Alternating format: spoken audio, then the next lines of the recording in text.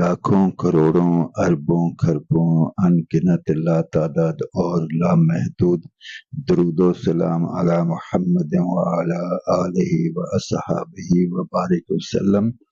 اللہم صلی علی محمد کما تحب و ترضی۔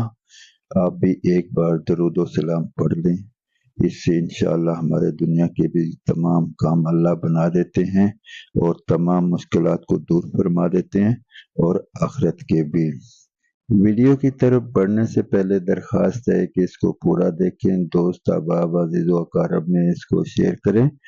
قرآن پاک میں دین، تجارت، باہمی لین دین اور رہن کے احکامات جس آیت کریمہ میں بیان کیے گئے ہیں وہ قرآن پاک کی سب سے طویل ترین آیت ہے، یعنی سورہ بقرہ کی آیت نمبر 282، جس سے ثابت ہوتا ہے کہ قرآن مالی معاملات کو کس قدر اہمیت دیتا ہے، اور یہ کہ اسلام دین اور دنیا، عبادت اور تجارت، جسم اور روح سب کو ساتھ لے کر چلتا ہے۔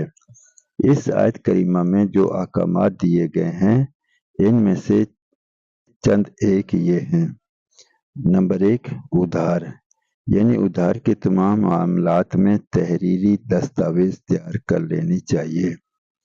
نمبر 2، ادھار کی میعاد، جب ادھار کا معاملہ کیا جائے تو اس کی میعاد ضرور مقرر کر لی جائے، اور یہ میعاد بھی ایسی مقرر کی جائے جس میں کوئی ابہام نہ ہو، یعنی فلاں مہینہ کی فلاں تاریخ فلاں سن تک یہ ادھار واپس کرنا ہوگا۔ نمبر 3، رہن، یعنی دوران سفر اگر دستاویز کی تیاری ممکن نہ ہو تو رہن رکھ کر بھی قرض لیا جا سکتا ہے، یعنی کسی کے ہاں اپنی کوئی چیز رکھ کر اس کے بدلے میں کچھ پیسے ادھار لے لینا، یہ رہن کہلاتا ہے۔ نمبر 4، تجارت، یعنی دست بدست تجارت کی صورت میں تحریر ضروری نہیں کہ آپ ادھر ہی سامان بیچ رہے ہیں اور کوئی خریدنے والا ہے، یا ایک سامان کے بدلے میں کوئی اور دوسرا سامان لے رہے ہیں، تو ایسی صورت میں تحریر کا ہونا ضروری نہیں۔ رب تعالیٰ جل شانہ اپنے احکامات پر عمل کی توفیق عطا فرمائے۔ دین ہمارے بھلائی کے لیے ہے اور اس کے احکامات میں ہماری دنیا اور آخرت کی بھلائی ہے، اور اگر ہم اس سے ہٹیں گے، اس سے پہلو تہی کریں گے تو اپنا ہی نقصان کریں گے۔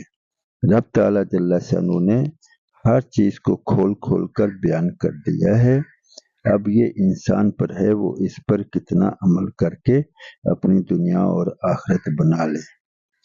اور کیونکہ ہمارا ایمان ہے کہ نبی مکرم صلی اللہ علیہ وآلہ وسلم دنیا میں آخری نبی ہیں، آپ کے بعد کسی بھی معنی اور مفہوم میں کوئی نبی، کوئی رسول کسی بھی وقت میں، کسی بھی زمانہ میں، کسی بھی جگہ پہ، کسی بھی زبان والوں میں نہیں آ سکتا۔ تو پوری دنیا کے انسانوں تک رب تعالیٰ جل شانہ کے پیغام کو پہنچانا میری، آپ کی اور ہر مسلمان کی اور صاحب ایمان کی ذمہ داری ہے۔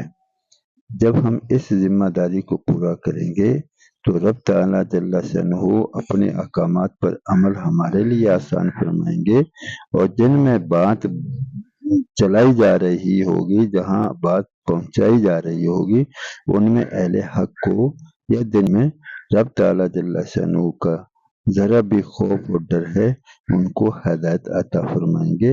اللہ رب العزت ہمیں عمل کی توفیق عطا فرمائے۔ جزاکم اللہ۔